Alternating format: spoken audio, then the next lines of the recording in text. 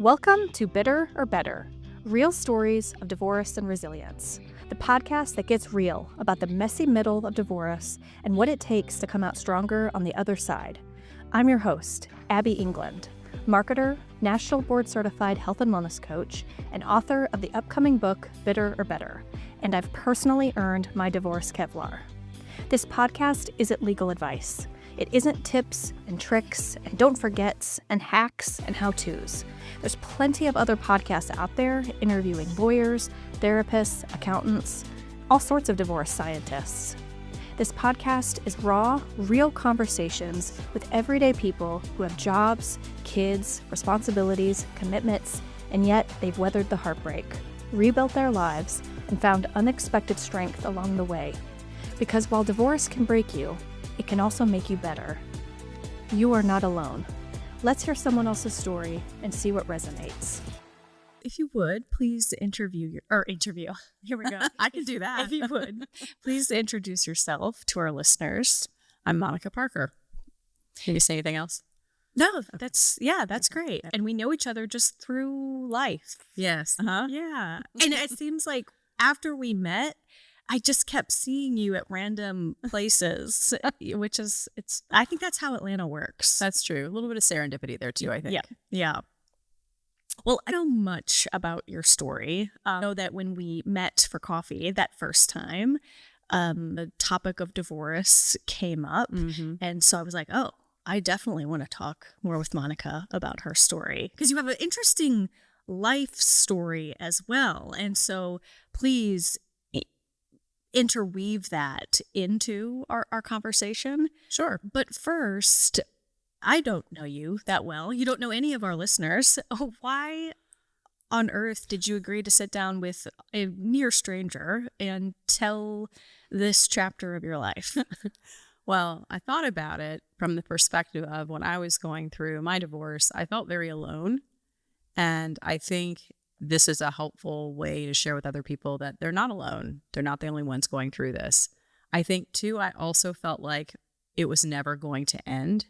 And so now being on the other side of it, I wanted to be a voice in the wilderness, so to speak, for people who are in the thick of it. Okay. Sounds like we're going to have a long story here today. You felt like it was never going to end. Yes. So maybe let's rewind the clock. How did you guys meet? What attracted you to each other? What was the marriage like? Kind of take us through those beginning chapters. Okay. And I'll say, too, I may forget all of the questions. So let me do the first one, and then you can tell me what the next ones were. That's that menopausal memory loss creeping in there. Let's see. So the way we met, I had a book published, and I decided to throw a party to celebrate. My event planner asked me if she could invite single guys to attend. I was single at the time. I said, sure, great idea. She invited this guy, and it turns out another friend of mine who was at the party knew him as well, and she actually introduced the two of us at the party. We met there, and sparks flew and swept me off my feet. And then maybe 4 years later, we got married.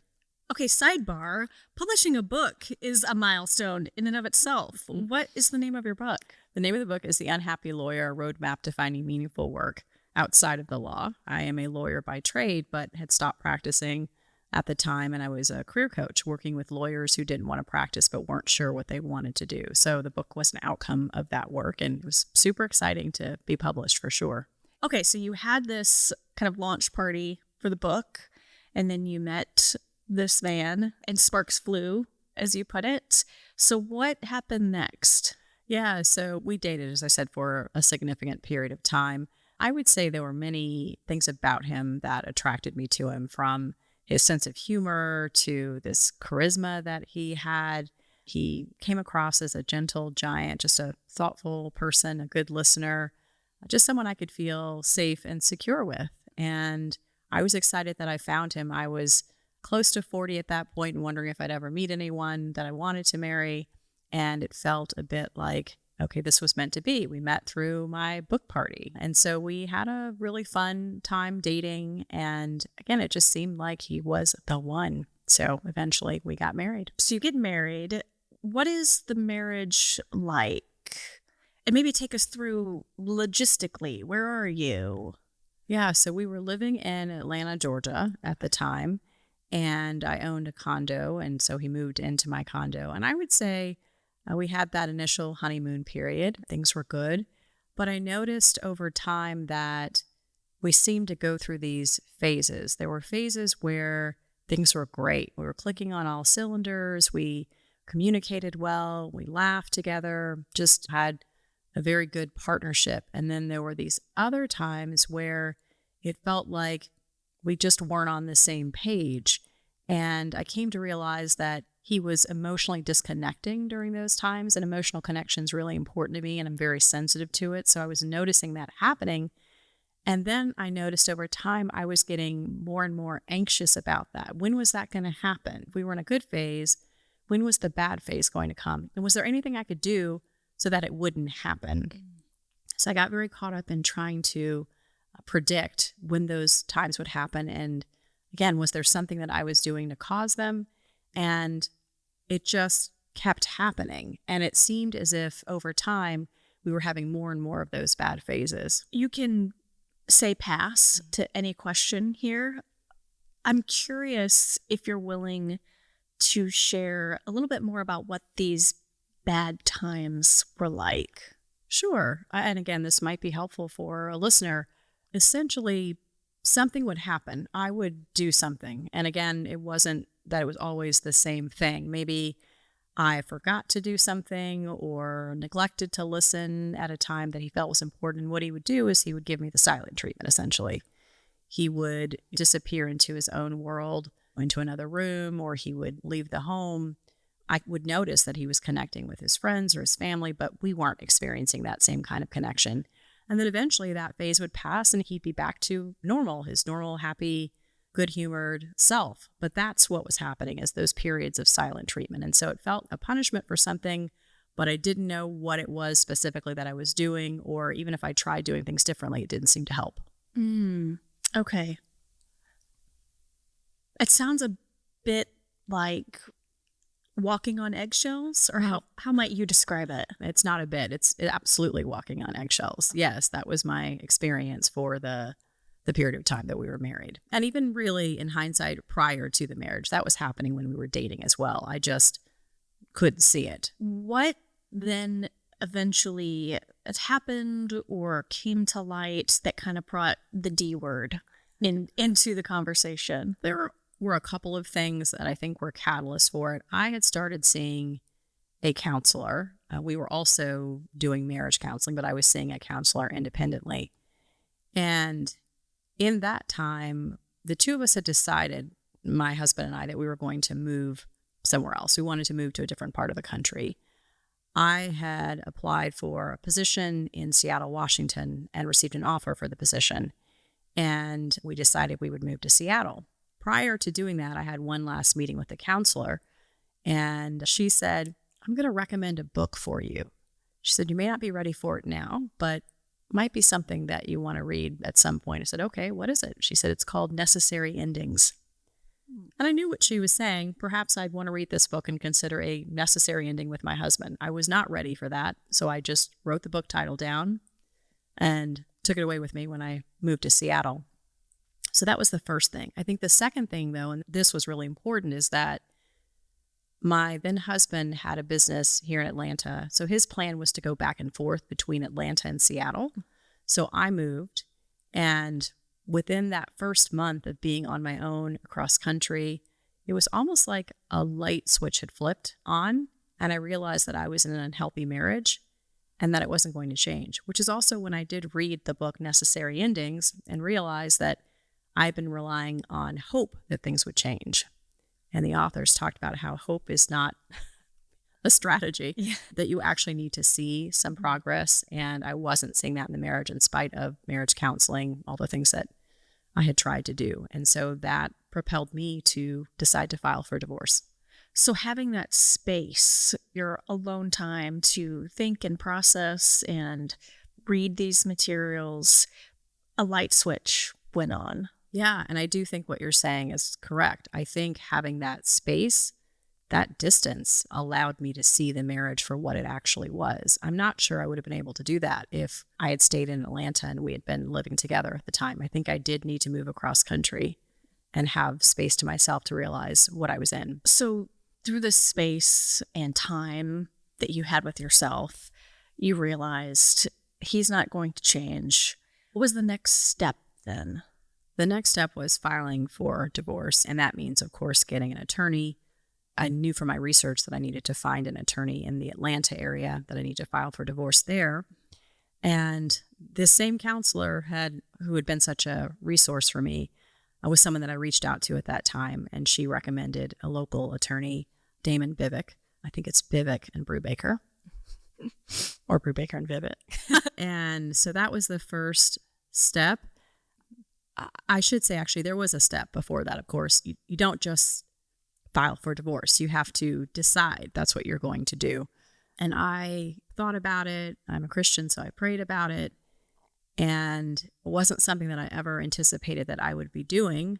But again, when I realized that the marriage was unhealthy and that it wasn't going to change, that it was impacting me in very negative ways, and the only way I was going to be able to move forward was to extricate myself, then that's how I made the decision. I also did have a conversation with my then husband about the fact that I was going to file for divorce. As you can imagine, that did not go well. He asked me to think about it, to reconsider, and I had made up my mind by that point. That is when I reached out to my counselor, got a recommendation for an attorney, and contacted the attorney to begin the process. Only imagine the feelings that you were having during this time. Probably a cocktail of feelings. What were some of those? There's a lot of fear of how my then husband might react, fear of what this process of divorce was going to be like, what was going to be involved, fear of what it would be like to be on my own again, because that wasn't something that I had anticipated. I think a lot of fear of the unknown. There was also some, I think you classified it as a feeling, there was some curiosity, I think, about what life would be like after. Because again, I knew it wasn't healthy. I knew that it was a necessary step for me to take. And so I suspected that things could be good on the other side of it, but that's all I knew at that point. I knew that there was going to be a long, painful journey ahead. But I was curious, and I was also a bit relieved. Once you make that decision about something that's really hard and really painful, but you finally decide, okay, I'm going to do this, there is that sense of relief. I remember feeling that. Thank you for sharing that pre-step. Yeah, because it doesn't just happen. What did you maybe have to do or get in order, your ducks in a row, in order to file for divorce? There's this whole process of getting a sense of your finances, your joint finances. I don't think I know anybody who thinks that's fun. That was really stressful too. One of the things that came up is that when I told my then husband I wanted to file for divorce, that's when he told me that he hadn't filed our taxes. The twist. There's the twist. There is the plot twist, yes. So on top of navigating a divorce, I also had to figure out what to do about the tax situation. You mentioned the life elements. I should say that at that same time, I had moved to Seattle for a new position. At that point, I was not practicing law, but I was working on the administrative side at a large law firm. And that position turned out not to be a good fit for me. So I had moved across the country. I didn't know anyone there. I had a job that wasn't working out. And now I had a marriage that wasn't working out. So it was a really difficult time. And then to add on that, this piece about, oh, I didn't pay our taxes. It was a really stressful time in my life. Yeah. The word that's coming up for me is isolated. Yes, I was very isolated. And something interesting happens when you file for divorce. I don't know if this is true for everyone, but I do feel like I've talked to a number of women, friends, and otherwise who've been through divorce.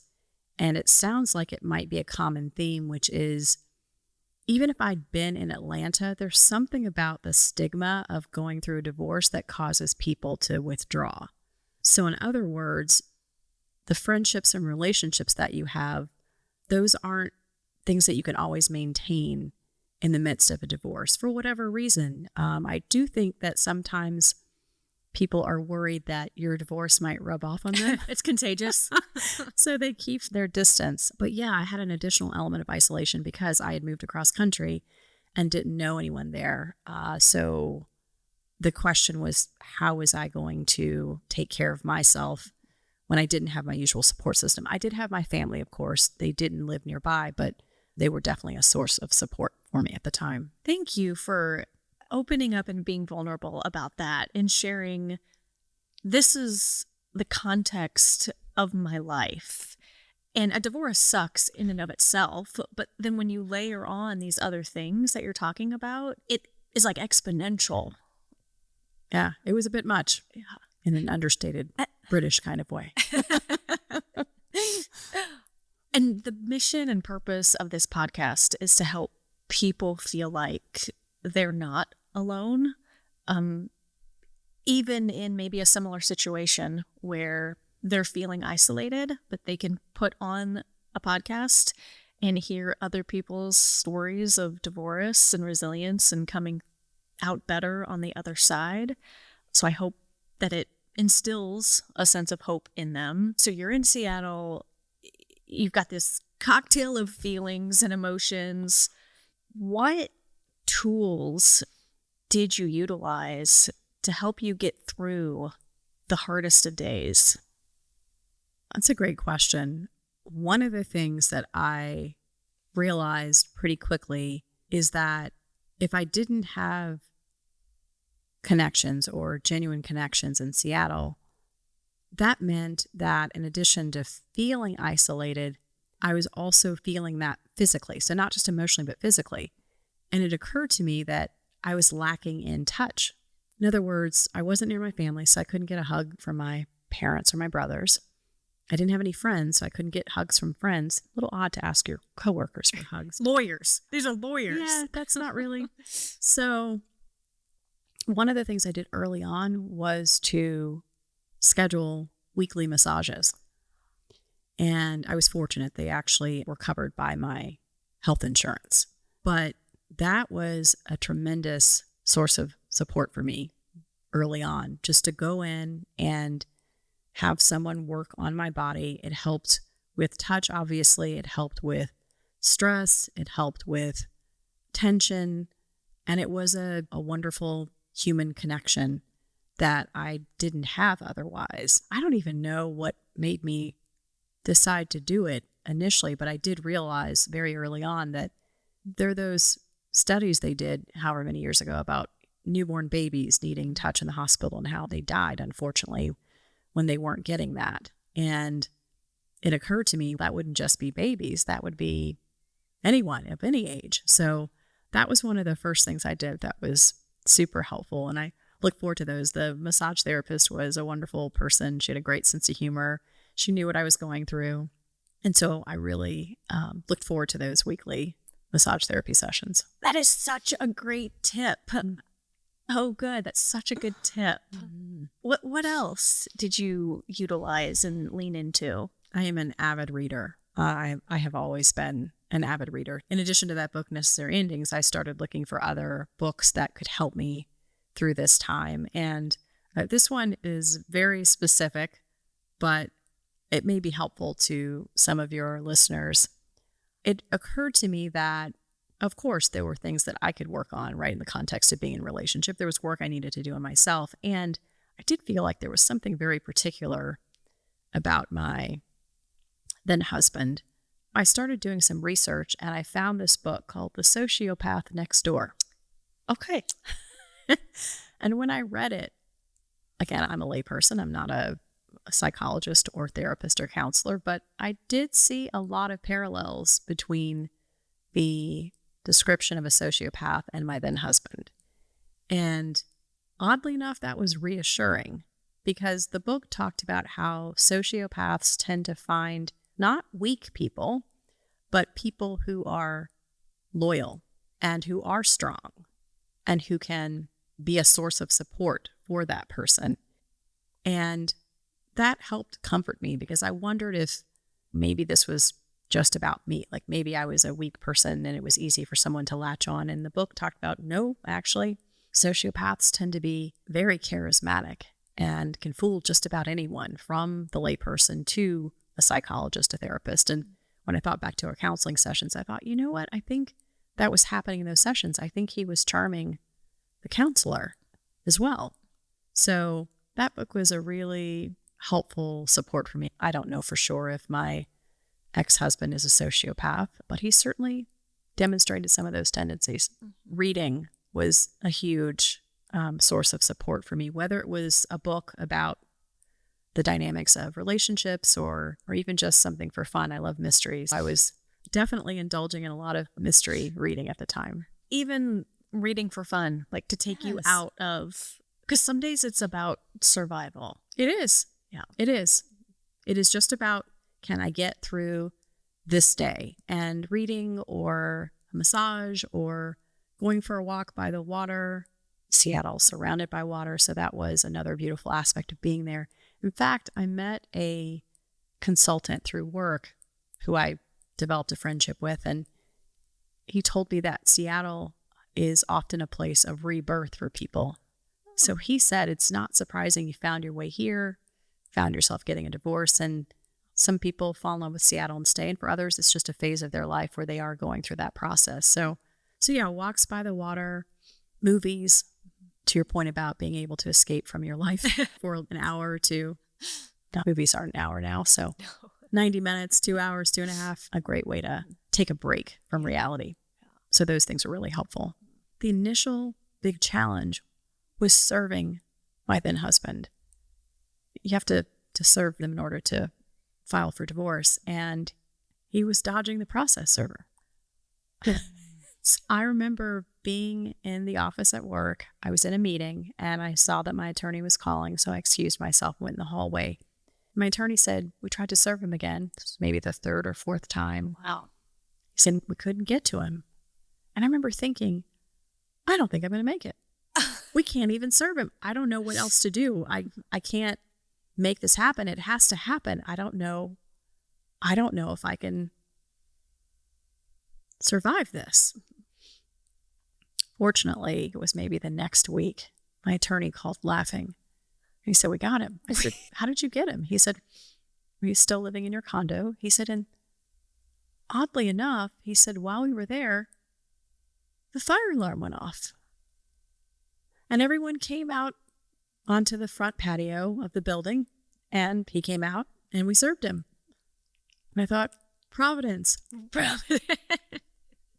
So that was the first big challenge. Now, once we got into the thick of the divorce proceedings, it really was the financial piece. As I said, even when you want to blame this person that you're with for everything, there are things that you have to learn about yourself, and there are ways that you have to grow and develop. And so I needed to work on how I handled money. And in the context of this relationship, neither of us was that great at handling money. And so he definitely added some financial challenges to our relationship, and he wasn't particularly interested in resolving them. So that fell to me.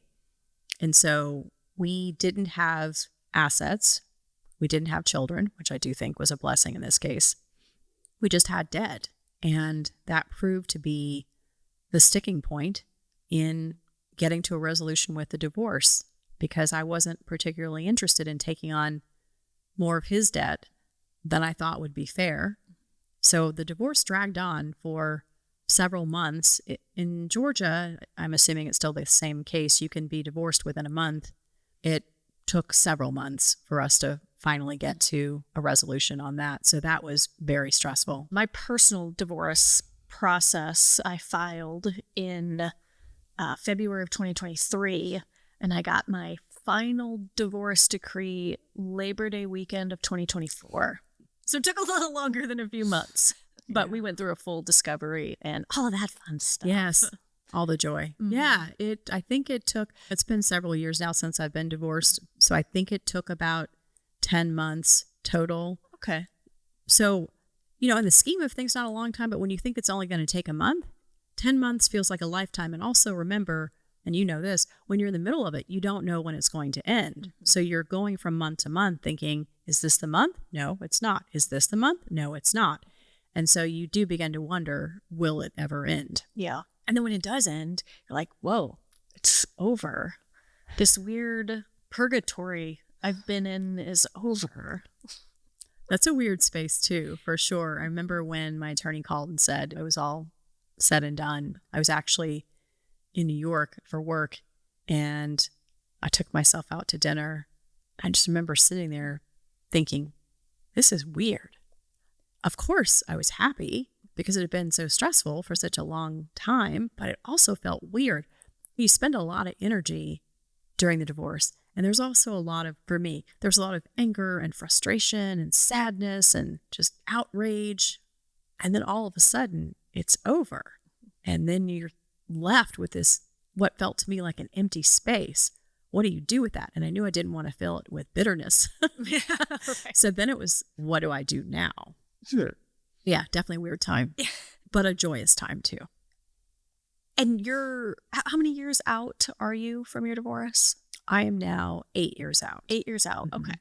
And you've curated a whole other life for yourself that we're definitely going to talk about, because I'm sure I'm sure you wouldn't get there or wouldn't be where you are without going through and stepping on these stones. But if you could go back and have a conversation with the Monica who was just trudging through those hard days, what would you tell her now? I think probably the most important thing I'd say to myself is you did the best you could with what you knew at the time, because I did spend a lot of time beating myself up during the divorce process, after the divorce, for several years. How did you end up in this situation? Why did you marry someone like that? What does that say about you? And I realized over time that all I was doing was beating myself up, and really beating myself bloody, frankly. That wasn't helpful. And so I had to come to terms with the fact that I had chosen this person, fallen in love with this person, married this person, and then eventually needed to divorce this person. And I did the best I could with what I knew at the time. And that has given me some sense of peace over the years. You mentioned a little bit about the tools and strategies that you utilized. This podcast also has a health and wellness lens to it. I'm curious, how did you prioritize and maintain your health and being during this time? I think there were two critical things that I did. The first is, because it was such a challenging financial situation, I ended up finding a money coach. Oh. Yeah, her name's Michael Ann Valterra, and she's based in Seattle, but she works with clients anywhere. I had this sense that, yes, of course, the finances of the divorce, my relationship, that those were going to be challenging, but I knew there was something more there. There was work that I needed to do personally about that. And Michael Ann is very skilled at working with women who find themselves in the position of wondering what's going on with them and their money.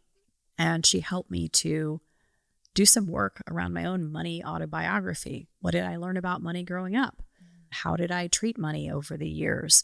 And then, of course, she also helped me navigate the financial difficulties of the divorce. So she helped me put together a money plan so I knew where my money was going and where I wanted it to go over time. And this did take a lot of time, but over several years, she helped me to create a plan to get out of debt, which I was able to achieve. And she helped me to find financial peace, so that was a critical part of my journey during that time. The second thing I did, because I love to read, my sister-in-law recommended this book called The Life-Changing Magic of Tidying Up by Marie Kondo. And just a funny little aside, when she first told me about it, it was a New York Times bestseller. Mm-hmm. And I thought, I'm not going to read that. Like, I'm not reading it because everybody else is reading it. I don't read books that everyone else is reading. I'm not a sheep. The funny part is I ended up going to a bookstore. I spent a lot of time in bookstores, and there it was, sitting on the shelf, mm-hmm. staring at prominently. me. It was staring at me on the shelf in the midst of all these other books. I picked it up. I browsed it. I bought it. I brought it home, and I read it that night. Marie talks about doing a tidying festival. So essentially where you're going through your home and you are identifying what sparks joy, and then you're thanking and letting go of things that don't. And so I took myself through a tidying festival. I had a 3-day weekend coming up, and I just spent that weekend going through everything in my home. And it was a huge source of support for me too, right? Making sure that my space was comforting, nurturing, joyful, peaceful, all those things that I was looking for in my life. And it was a bit of foreshadowing because eventually, a few years later, I found out that Marie Kondo was teaching other people how to use her methodology. So I went through her certification program and became a certified KonMari consultant. And then fast forward a few years later, I decided to start a professional organizing business. And so that's what I do now. I work with women who are busy and overwhelmed by the state of their homes to help them declutter and organize so they can have space to exhale and relax in their homes. And I find, I was going to say oddly enough, but I don't think it's so odd actually, that the women who tend to be my clients are often in major transitions themselves, whether it's divorce or a midlife career transition or empty nest, perimenopause or menopause. Those are the women who tend to find me. All those years ago, this book that I was resistant to and then read ended up changing my life in a number of fundamental ways. But at the time, that was a tremendous source of support. Thank you for sharing that. Let's go down a bit of a tangent here because I'm curious, you've worked with a number of clients. What connection do you see between tidying up and organization and one's health and being? Yeah, it's an interesting kind of connection. It may not be very obvious, right? Because particularly if you're spending time on, well, let's say Instagram, and you're seeing like beautifully color-coded shelves or something, that's great if that's important to you. But it's more about when you are going through your things one by one, you are actually individually examining what's going on in your life as well. And again, I won't claim that there are specific studies that show ties between, say, your health or your physical health and your clutter. But what I can tell you is that there are studies that show that for women specifically, clutter raises our cortisol levels. And the converse of that is if you can tidy your home, then you can lower your cortisol levels and you can be more at peace. I've had many sort of conversations with women who laugh about the difference between them and their husbands, how their husbands will often not even see the clutter that's in front of them, will step right over it, whereas the wife is, what is this?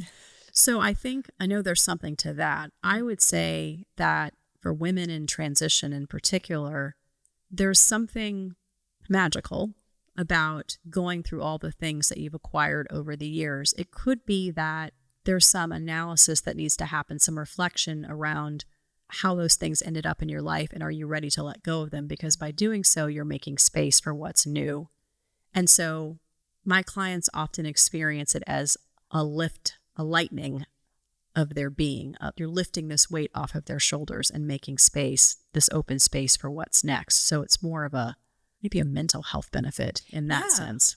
Yeah. Just speaking from my own experience, moving from a 5,500 square foot house to then a 1,100 square foot apartment in executive housing. So none of the stuff was actually ours.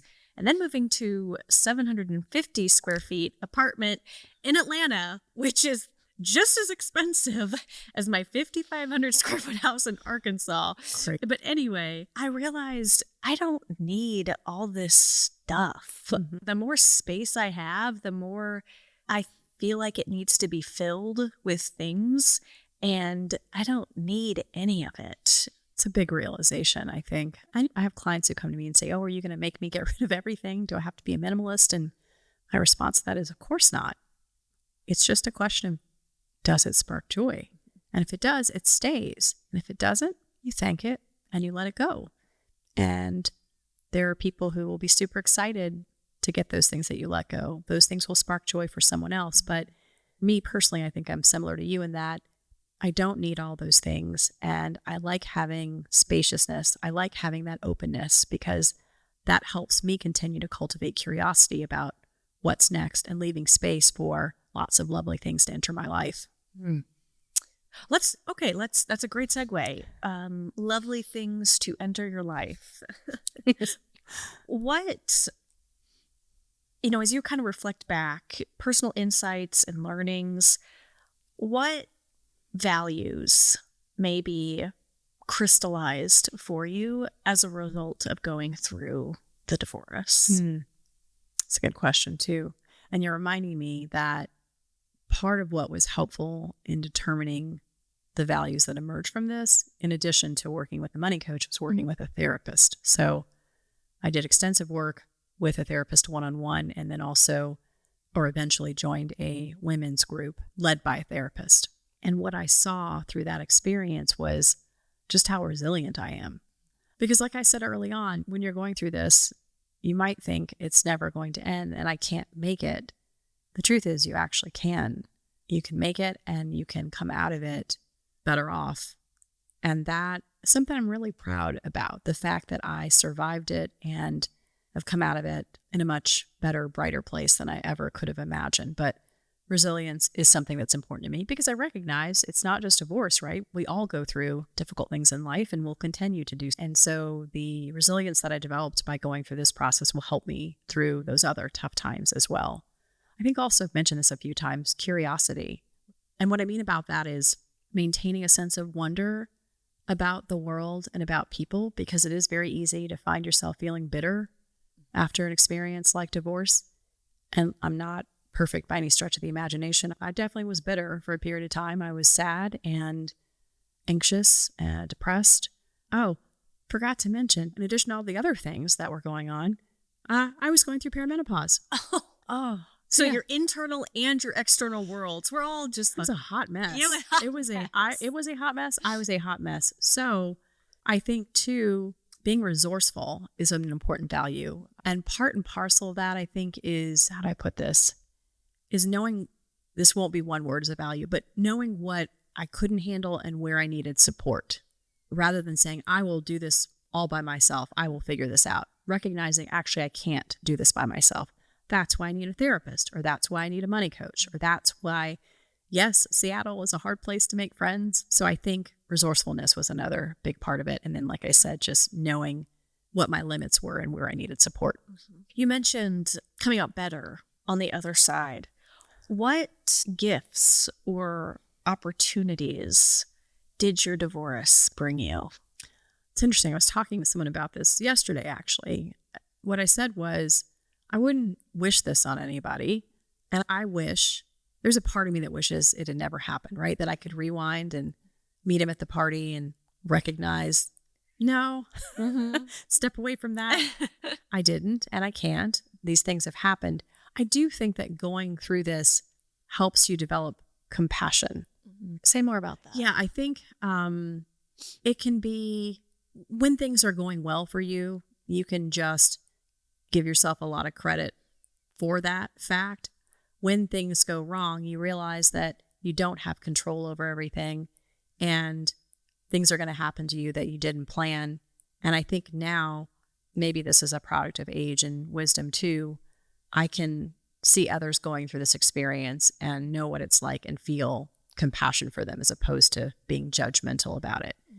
I think sometimes folks are very judgmental about divorce and people going through it, and will say things like, well, in my day, people didn't get divorced and people seem to lack commitment these days. And what I'm thinking is, you have no idea what's going on in someone's marriage. Yeah. And I remember reading this when I was going through divorce and sticking with me. And it was something about how when someone's going through a divorce, the temptation is to say, when you hear, is to say, oh, I'm so sorry. When it might be better when they tell you that they're divorced to say, congratulations. You don't know. Yeah. Because in fact, by the time someone's made the decision to get a divorce and then goes through that process, they are ready to be on the other side of it. So a congratulations actually makes a lot more sense. So yeah. I resonate with what you're saying around compassion. I don't feel I was a very compassionate person before this, or empathetic. It was very career, corporate driven, and like the deadline is the deadline no matter what. And me personally, I would stay up all night, do all-nighters to hit the deadline. And now going through this process, life happens. And we don't live our lives in compartments. Our personal lives, our professional lives, stress in one area is going to bleed over into the other. And you just never know what kind of day someone is having because of the context of their personal lives. And so I think I'm less judgmental, I'm more compassionate, I'm more empathetic to what people are going through. Which is a lovely gift, I think. And yeah, I think for those of us who are achievement driven, we know what it takes. We're willing to put in the effort and we expect to see results. And we often do. But as you've pointed out, there are times when life happens and you don't have control over that. And then it's ridiculous to presume that anyone else has control over everything in their lives as well. And I think that is a major realization that leads to that compassion, that empathy that you're talking about. It could happen to anyone, and it does happen to a lot of people. So in our kind of last few questions here, what would you want others to take away from hearing your story? I want to circle back to what we talked about at the beginning, which is that if you are feeling alone, if you're feeling like I'm the only person this is happening to, you're not. I hate to say misery loves company, but that might be true. And you're not alone. I remember when I filed for divorce and finally got up the courage to tell my friends in Atlanta, I heard so many stories about their own experiences of divorce or friends of theirs who went through divorce. Same with the folks I started meeting in Seattle. And it helped me realize that I'm not the only person who's experienced this. And that was really comforting to me, I think. The other thing that I would repeat is that you will get through it. It will come to an end. Because like I said, in my experience, I thought I was going to be done in about a month. And instead it was just dragging on month to month. And you think, I'm never going to get out of this. Particularly if it's a complex divorce where there are children, where there are assets, it can feel like it's never ending, but I promise you it will come to an end. And also that when it comes to an end, if you feel like I did, where it felt a bit unsettling and you thought, oh, I thought I was going to feel like amazing, and you don't feel amazing, give it some time because it takes time to make that transition. Yes, the divorce is finalized, but the transition to being on your own again and feeling good in your skin again will take some time as well, but that will come. I'm a very impatient person. So I think if I heard that, I might be like, oh, I can do better. I'm achievement oriented. I can make this happen. You can try that. But if you notice that's not working, just know that cliches exist for a reason. Time does heal all wounds. Yeah.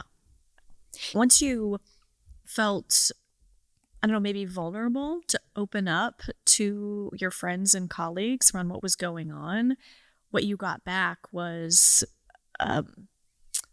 equal vulnerability and them sharing their stories. For sure. And I was also mad. I'll just say that because I thought, hey, man, why didn't you share this like when I was struggling in my marriage? And I think I don't know if it's that people want to keep those things private, and that's okay too, right? You're not required to share all of your life with someone else, your friends. But there was something about saying that I was filing for divorce that allowed people to open up in a way that they hadn't done before. But yeah, that was really helpful because I think I'd built this story in my head about how I should be, how my life should be, and to find that others didn't have a perfect life meant it was okay for me not to have a perfect life. So it was very reassuring, yes. Yeah. The mission, purpose of the podcast, that network is so important, to have friends and family, to be your support network. Should one not have that or just not feel comfortable, hopefully podcasts like this can help them feel that their feelings are valid and they're not alone. For sure. I would say find a therapist, find a support group, but in the middle of the night when you wake up and it's just you, essentially, this podcast is like a voice in the wilderness, right? It's that light that people need to know that, to know that they're not alone, because you're not. I would love for you to share, because you work with clients virtually as well. And so should a listener be interested in tidying up, organizing, maybe resetting this part of their lives, how can they get in touch with you? Yeah, the best way to reach me is by email at monicarparker@gmail.com. Don't forget the R. I work with clients in person in the Atlanta metro area and virtually if you're anywhere else. People just have this sense that if they were to go through their belongings, sort what they need, what they want, what supports them, and let go of the rest, that it will somehow help them in their divorce transition. That's a good reason to reach out to me or someone like me to help you. So yeah, I'm happy to help in that regard. Great. I hope that someone listening reaches out, because it sounds like it really can be therapeutic as part of the process. I think that's right. That's a great word. It's not therapy, but it is therapeutic. Cathartic. Yeah. Monica, thank you so much for being here today. Really appreciate you sharing your story and vulnerably opening up and sharing kind of the good, the bad, and the ugly. Absolutely. Thank you for having me. Thanks for listening to Bitter or Better, where we turn heartbreak into healing and survival into strength. As Brené Brown says, vulnerability is the last thing we want to show, but the first thing we look for in others. That's what this is all about. Real people showing up, sharing their stories, and reminding the rest of us that we're not alone. If this episode resonated with you, share it with someone who might need to hear it too. And remember, you have a choice, bitter or better. See you next time for more real stories, real people, and real resilience.